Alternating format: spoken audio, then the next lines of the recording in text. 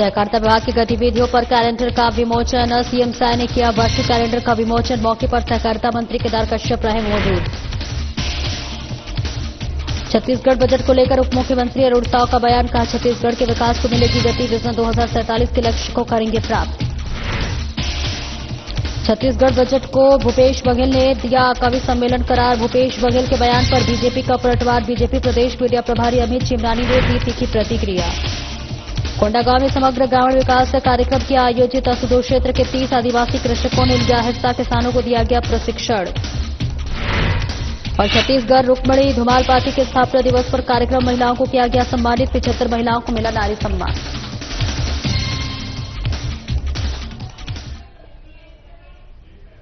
नमस्कार, स्वागत है आपका। मैं हूं आपके साथ सपना दीपक वदेशिया। बुलेटिन का आगाज करेंगे। मुख्यमंत्री विष्णुदेव साय ने मंत्रालय में सहकारिता विभाग की गतिविधियों पर आधारित वार्षिक कैलेंडर का विमोचन किया। इस अवसर पर उप मुख्यमंत्री अरुण साव, विजय शर्मा, सहकारिता मंत्री केदार कश्यप सहित सभी कैबिनेट मंत्रीगण मौजूद रहे।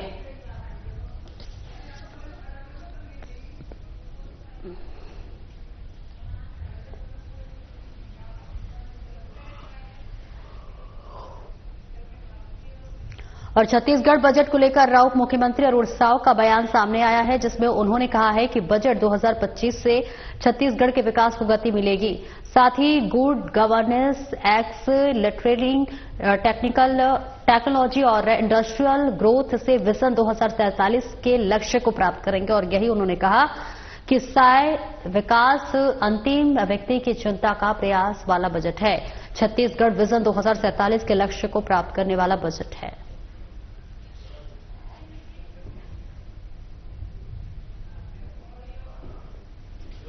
निश्चित रूप से विकास की गति को साय करने वाला बजट, और जिस प्रकार से गति यानी गुड गवर्नेंस, एक्सेलरेटिंग दी टेक्नोलॉजीज और इंडस्ट्रियल ग्रोथ, इस विजन को लेकर ये बजट बनाया गया है।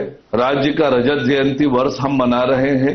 विकसित छत्तीसगढ़ के निर्माण की जो कल्पना है, उस कल्पना को पूरा करने की आधारशिला इस बजट में रखी गई है। जिस प्रकार से हर वर्ग को ध्यान में रखकर ये बजट तैयार किया गया है। युवाओं की चिंता हुई है, महिलाओं की चिंता हुई है, शहरों की चिंता हुई है, गांव, गरीब और किसान की चिंता हुई है। तो निश्चित रूप से ये रजत जयंती वर्ष का बजट है। मोदी की गारंटी को पूरा करने वाला बजट है। विष्णु के सुशासन को आगे बढ़ाने वाला बजट है। खुशहाल छत्तीसगढ़, समृद्ध छत्तीसगढ़ का ये बजट। और वही सांसद ब्रजमोहन अग्रवाल राजधानी रायपुर में आयोजित यूनियन बैंक के मेगा एमएसएमई आउटरीचिंग कैंप के मुख्य अतिथि के रूप में शामिल हुए। और इस दौरान उन्होंने कहा कि यशस्वी प्रधानमंत्री नरेंद्र मोदी के विकसित भारत, समृद्ध भारत के सपने को साकार करने में सूक्ष्म, लघु और मध्यम उद्योग का सशक्तिकरण एक महत्वपूर्ण कदम साबित हो रहा है। स्टार्टअप्स के माध्यम से भारतीय अर्थव्यवस्था तेजी से आगे बढ़ रही है और बड़े पैमाने पर रोजगार के अवसर भी सृजित हो रहे हैं। ऐसे में बैंकों की भूमिका अत्यंत महत्वपूर्ण हो जाती है। और इस दौरान लगभग 150 हितग्राहियों को पीएम मुद्रा, नारी शक्ति, यूनियन सपोर्ट और पीएम विश्वकर्मा योजना के अंतर्गत 110 रुपए करोड़ में अधिक की राशि वितरित की गई है। कार्यक्रम में GM strategy vertical central officer Rajiv Kumar Jha, regional head Anuj Kumar Singh समेत विभागीय अधिकारी और बड़ी संख्या में हितग्राही उपस्थित रहे। इवेंट के बाद सांसद ब्रजमोहन अग्रवाल ने साधना प्लस न्यूज से खास बातचीत की। उन्होंने बताया कि छत्तीसगढ़ के ट्रेडिशनल बिजनेस को बढ़ावा देने की जरूरत है। और क्या कुछ कहा सांसद ब्रजमोहन अग्रवाल ने, आइए आपको सुनवाते हैं।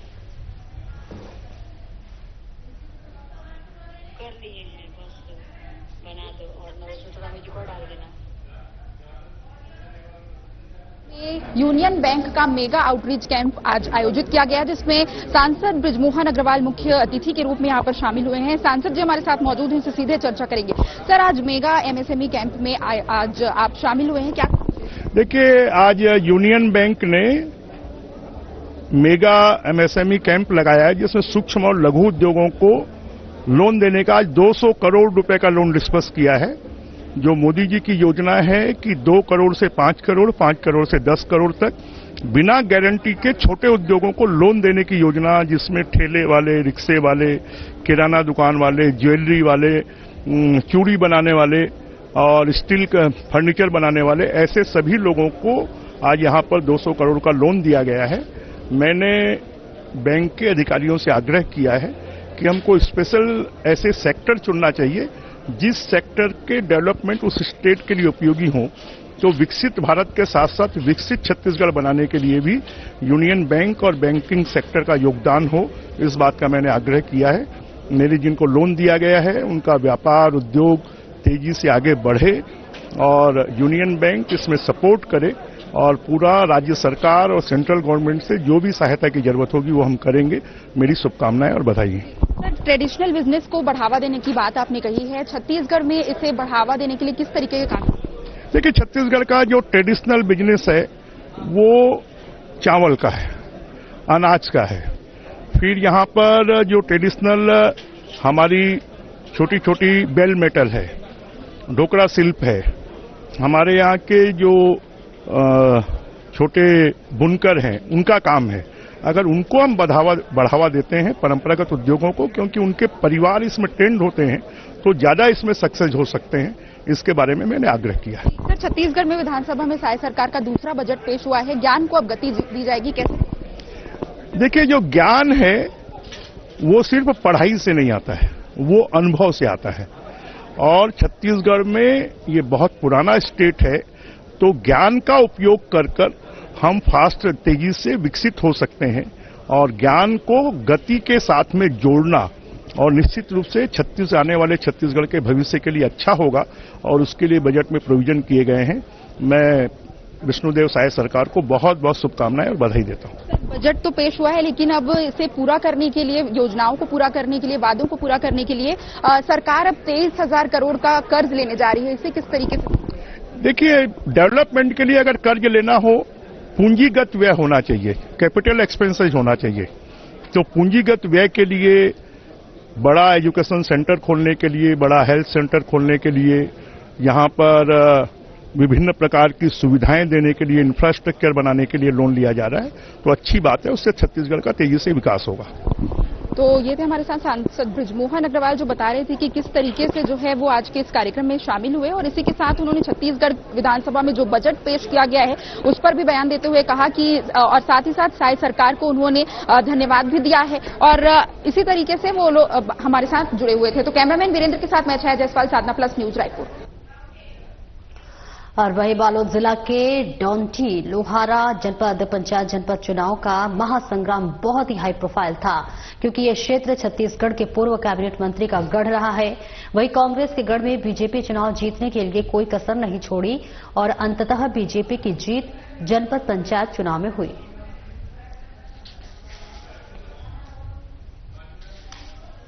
और तस्वीरें आपको दिखा रहे हैं, जहां पर बताते चले कि बालोद जिला के डोंडी लोहारा जनपद पंचायत जनपद चुनाव का महासंग्राम बहुत ही दिलचस्प होता हुआ नजर आ रहा है, हाई प्रोफाइल था। और ऐसे में क्योंकि ये क्षेत्र छत्तीसगढ़ के पूर्व कैबिनेट मंत्री का गढ़ रहा है और हमेशा से, तो कांग्रेस के गढ़ में बीजेपी चुनाव जीतने के लिए कोई कसर नहीं छोड़ी और अंततः बीजेपी की जीत जनपद पंचायत चुनाव में हुई है। बीजेपी कि ये बड़ी जीत मानी जा रही है, क्योंकि कांग्रेस का गढ़ रहा है और ऐसे में कांग्रेस के गढ़ में जीत पाना बीजेपी के लिए एक बहुत बड़ी उपलब्धि के तौर पर देखा जा रहा है, जिसके लिए देखिए जश्न भी बीजेपी कार्यकर्ता मना रहे हैं।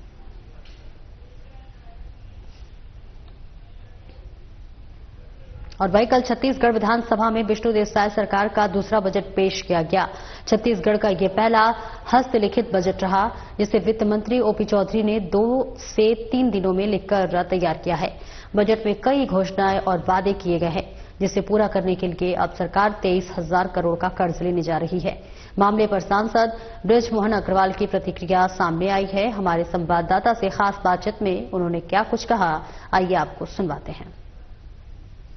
रायपुर में यूनियन बैंक का मेगा आउटरीच कैंप आज आयोजित किया गया, जिसमें सांसद बृजमोहन अग्रवाल मुख्य अतिथि के रूप में यहां पर शामिल हुए हैं। सांसद जी हमारे साथ मौजूद हैं, उनसे सीधे चर्चा करेंगे। सर, आज मेगा एमएसएमई कैंप में आज आप शामिल हुए हैं, क्या? देखिए, आज यूनियन बैंक ने मेगा एमएसएमई कैंप लगाया है जिसमें सूक्ष्म और लघु उद्योगों को लोन देने का आज 200 करोड़ रुपए का लोन डिस्पर्स किया है। जो मोदी जी की योजना है कि 2 करोड़ से 5 करोड़, 5 करोड़ से 10 करोड़ तक बिना गारंटी के छोटे उद्योगों को लोन देने की योजना, जिसमें ठेले वाले, रिक्शे वाले, किराना दुकान वाले, ज्वेलरी वाले, चूड़ी बनाने वाले और स्टील का फर्नीचर बनाने वाले, ऐसे सभी लोगों को आज यहां पर 200 करोड़ का लोन दिया गया है। मैंने बैंक के अधिकारियों से आग्रह किया है कि हमको स्पेशल ऐसे सेक्टर चुनना चाहिए जिस सेक्टर के डेवलपमेंट उस स्टेट के लिए उपयोगी हो। तो विकसित भारत के साथ साथ विकसित छत्तीसगढ़ बनाने के लिए भी यूनियन बैंक और बैंकिंग सेक्टर का योगदान हो, इस बात का मैंने आग्रह किया है। और छत्तीसगढ़ के वित्त मंत्री ओपी चौधरी ने बजट पेश करते हुए बजट की शुरुआत छत्तीसगढ़ के महानायकों के शौर्य का वर्णन करते हुए कही थी। वहीं जिस पर भूपेश बघेल ने बजट को कवि सम्मेलन करार दिया है और इस बयान पर तीखी प्रतिक्रिया देते हुए बीजेपी प्रदेश मीडिया प्रभारी अमित खिमनानी ने कहा है कि वीर गुंडाधुर और शहीद वीर नारायण सिंह जिनकी तलवार से अंग्रेज भी थर-थर कांपते थे, भूपेश बघेल उनका उपहास उड़ा रहे हैं। गुरु घासीदास जी के महान संदेशों का वर्णन अगर बजट में हो रहा है तो भूपेश बघेल उसका उपहास उड़ा रहे हैं और हम अपने प्रदेश को 4 तीर्थ के बराबर मानते हैं। इस भावना को अगर वित्त मंत्री बजट में प्रस्तुत कर रहे हैं तो भूपेश बघेल उपहास क्यों उड़ा रहे हैं।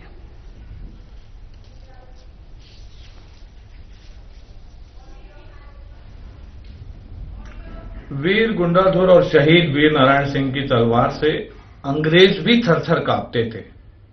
माननीय वित्त मंत्री जी अगर बजट प्रस्तुत करते हुए उनके शौर्य का वर्णन कर रहे हैं तो भूपेश बघेल जी आप उसका उपहास क्यों उड़ा रहे हैं। गुरु घासीदास जी के महानता के संदेश का अगर बजट में जिक्र हो रहा है तो भूपेश बघेल जी आप उसका उपहास क्यों उड़ा रहे हैं। छत्तीसगढ़ को हम अगर 4 तीर्थ के बराबर मान रहे हैं तो भूपेश बघेल जी आप उसका उपहास क्यों उड़ा रहे हैं। आपकी बजट पर दी हुई प्रतिक्रिया ने छत्तीसगढ़ वासियों की आस्था को चोट पहुंचाई है, छत्तीसगढ़ की अस्मिता को चोट पहुंचाई है। आपने जो इस शौर्य गाथाओं के वर्णन को, गुरु घासीदास जी की महानता को कवि सम्मेलन बोल करके इसका उपहास उड़ाया है। छत्तीसगढ़ की जनता इसके लिए आपको कभी माफ नहीं करेगी। छत्तीसगढ़ विधानसभा का सत्र लगातार जारी है और इस दौरान कांग्रेस विधायक ने योजना की राशि को लेकर सवाल उठाए हैं, जिस पर कांग्रेस विधायक ने मंत्री के जवाब को लेकर बयान देते हुए कहा है कि महतारी बंधन योजना की राशि में जांच कब शुरू हुई थी ये मैंने पूछा था, लेकिन मंत्री जी की ओर से कोई भी जवाब नहीं आया। आपको बताते चले कि छत्तीसगढ़ विधानसभा के बजट सत्र का 6वां दिन है और लगातार विपक्ष महतारी बंधन योजना की राशि को लेकर हावी रहा।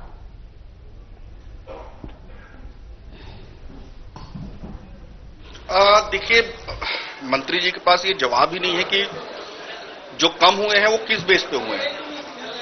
उनका कहना है कि कई लोगों की मृत्यु हो गई, कई लोगों ने अपने आप को त्याग किया है, इस लाभ से त्याग किया है। लेकिन जब मैंने पूछा कि आपने जांच कब कब किया तो उनके पास जवाब नहीं, क्योंकि जांच अभी तक हुआ नहीं है। मेरा एक और प्रश्न था कि बस्तर में एक बात सुनाई आया कि कोई हीरोइन के नाम से लोग लाभ उठा रहे हैं। उसके बाद जब ये संज्ञान मंत्री जी के में आया, ये जब उनके संज्ञान में आया तब उसके बाद क्या जांच हुई, तब भी उन्होंने कहा कि कोई जांच नहीं हुई है। और सबसे महत्वपूर्ण चीज ये है कि छत्तीसगढ़ में जो महतारी हैं, जो बुजुर्ग हैं 60 साल से ऊपर, उनको 500 रुपए कम दिया जा रहा है महतारी वंदन योजना के नाम से। सबसे ज्यादा आवश्यकता किनको है, उन्हीं महतारियों को है। इस योजना का नाम ही महतारी के नाम से है और जो 60 साल से ऊपर है उन महतारियों को सबसे ज्यादा आवश्यकता है और उनके साथ ये छत्तीसगढ़ सरकार लगातार छलावा कर रही है। इसी पे हमारा प्रश्न है। और महिला और बाल विकास मंत्री लक्ष्मी राजवाड़े का बयान सामने आया है, जिसमें उन्होंने कहा कि विधानसभा सत्र में प्रश्नकाल के दौरान विपक्ष ने महतारी वंदन योजना की राशि को लेकर प्रश्न उठाया और मैंने उनके सभी प्रश्नों का उत्तर दिया है, लेकिन फिर विपक्ष की भूमिका होती है कि गिरने की। वो लोग बार बार वही प्रश्न कर रहे थे। उन्होंने कहा कि मैंने उन्हें जवाब में ये भी कहा कि हमारी सरकार ने महतारी वंदन योजना की राशि पिछले 12 महीने से हर महीने खाते में ट्रांसफर की जा रही है और उनके कार्यकाल में महतारी वंदन जैसी कोई योजना नहीं थी। महिलाओं के लिए केवल राशि जारी की जाती थी, लेकिन इस पर कोई भी अमल नहीं किया जाता था।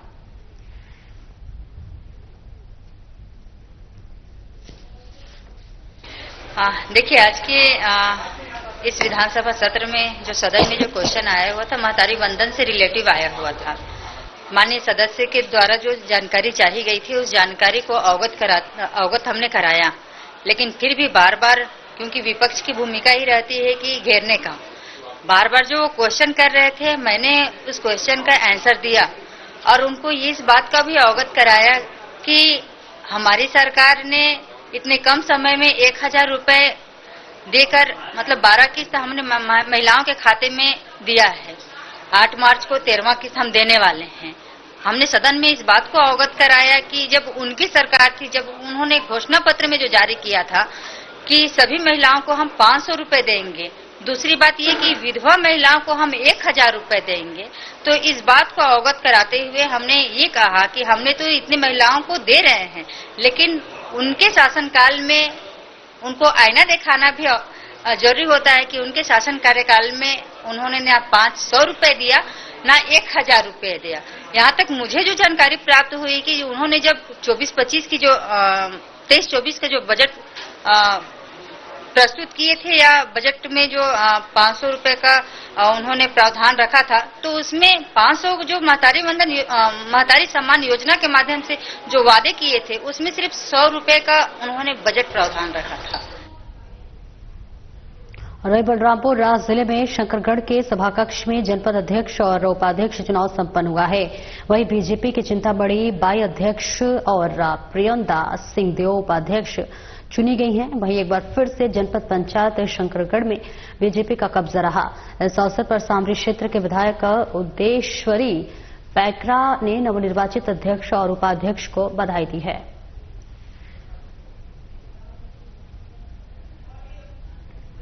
ये जो जनपद पंचायत शंकरगढ़ में जनपद पंचायत अध्यक्ष और उपाध्यक्ष का चुनाव हुआ है, ये चुनाव में हमारे भारतीय जनता पार्टी से जो जीत करके आए थे सदस्य, इनमें से अध्यक्ष और उपाध्यक्ष दोनों आज हमारे निर्वाचित हुए हैं। और ये जीत हमारे भारतीय जनता पार्टी कार्यकर्ताओं की जीत है, क्षेत्रवासियों की जीत है। इस जीत के लिए मैं हमारे क्षेत्रवासियों को बहुत बहुत बधाई और शुभकामनाएं देती हूँ। इसी तरह सभी का एक जुटता और एक हमारा जो बना हुआ है, जब से जनपद पंचायत में हमारे भारतीय जनता पार्टी के अध्यक्ष और उपाध्यक्ष हमेशा यहाँ पर निर्वाचित होते आ रहे हैं, इसी तरह सभी का हमेशा आशीर्वाद मिलते रहे। इसीलिए मैं सभी क्षेत्रवासियों को पुनः बहुत बहुत बधाई और शुभकामनाएं देती हूँ।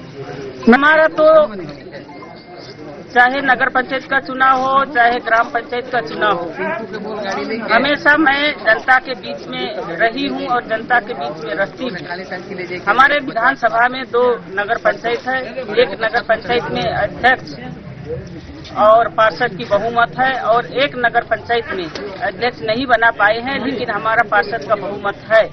उसी तरह से हमारे विधानसभा में 3 विकासखंड है।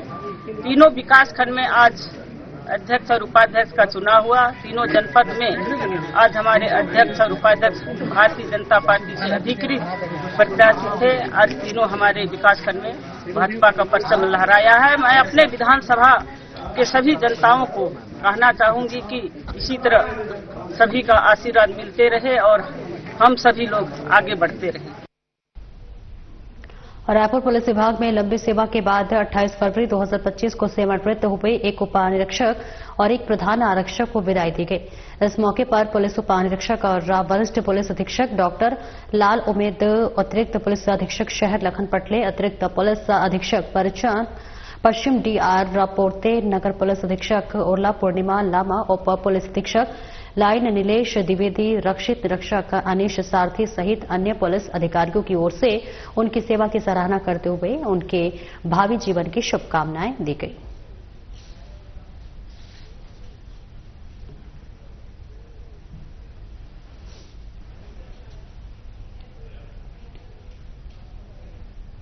भारत मंडपम नई दिल्ली में 21 और 22 फरवरी 2025 को आयोजित सोल लियोड्रिस्पी कॉन्क्लेव 2025 में देश भर में चयनित 200 युवाओं के छत्तीसगढ़ के कुछ फर्ज हमारा भी संगठन के संस्थापक और लीडर नितिन सिंह राजपूत का विशेष चयन हुआ है। ये 2 दिवसीय भव्य सम्मेलन माननीय प्रधानमंत्री नरेंद्र मोदी की ओर से उद्घाटित किया गया और इस कार्यक्रम में राजनीति, सार्वजनिक नीति, खेल, व्यवसाय और सामाजिक क्षेत्र के प्रख्यात नेताओं ने अपने नेतृत्व अनुभव युवाओं के साथ साझा की है।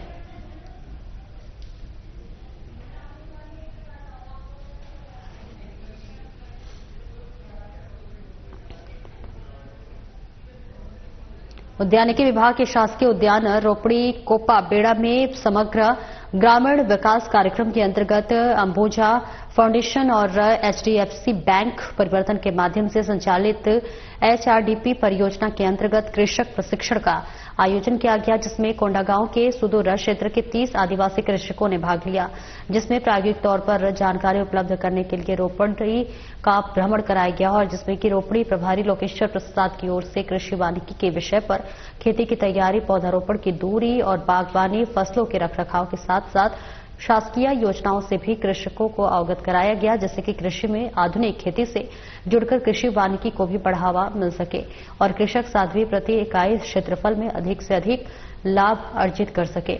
प्रशिक्षण में ग्राम बमनी और तोतर के 30 कृषक और अंबुजा फाउंडेशन के नेहा कुशवाहा और अन्य पदाधिकारीगण शामिल हुए।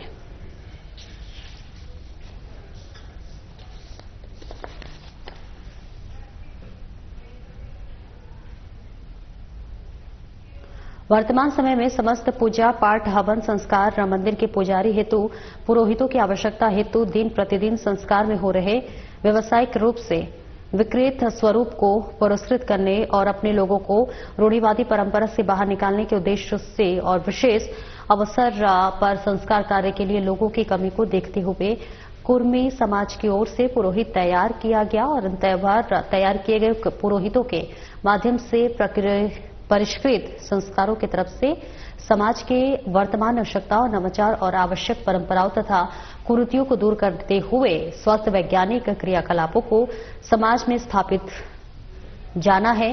प्रशिक्षण के इस राष्ट्रव्यापी अभियान को मूर्त रूप देने के लिए अखिल भारतीय कृमि क्षत्रिय महासभा और छत्तीसगढ़ कृमि क्षत्रिय चेतना मंच के संयुक्त तत्वाधान में 4 दिवसीय आवासीय राष्ट्रीय कुर्मी पुरोहित प्रशिक्षण शिविर 23 से 26 फरवरी को नई दिल्ली के द्वारका सेक्टर 15 स्थित पटेल भवन में आयोजित किया गया।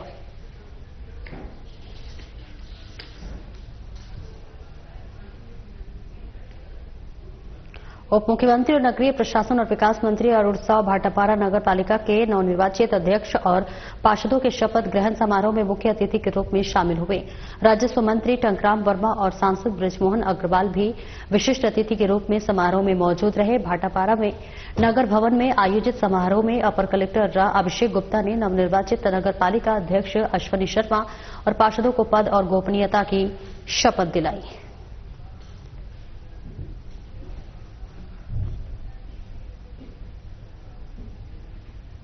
छत्तीसगढ़ बुजुर्ग सेवा कल्याण समिति के तत्वाधान में छत्तीसगढ़ रुक्मणी धुमाल पार्टी के स्थापना दिवस के अवसर पर सम्मान समारोह आयोजित किया गया और इस दौरान 10 विभिन्न क्षेत्र में उत्कृष्ट कार्य के लिए 75 महिलाओं को नारी सम्मान को सम्मानित किया गया।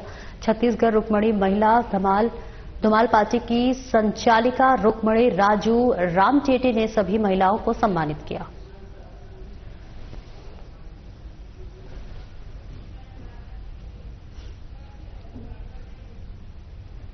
और खबर रायपुर से, जहां पुराने विवाद को लेकर दो पक्षों में मारपीट हो गई। मामले की शिकायत प्रार्थी ने थाने में की। प्रार्थी ने बताया है कि पूरा विवाद को लेकर उसके भाई के साथ अभियुक्त ने मारपीट की और जान से मारने की धमकी दे रहे हैं। वहीं मामले की गंभीरता को देखते हुए पुलिस ने जांच शुरू की है। वहीं मुखबिर की सूचना पर पुलिस ने आरोपी के पते पर दबिश देकर गिरफ्तार किया और वहीं आरोपी से पूछताछ में उसने अपराध स्वीकार किया है। फिलहाल अन्य फरार आरोपियों की तलाश पुलिस कर रही है।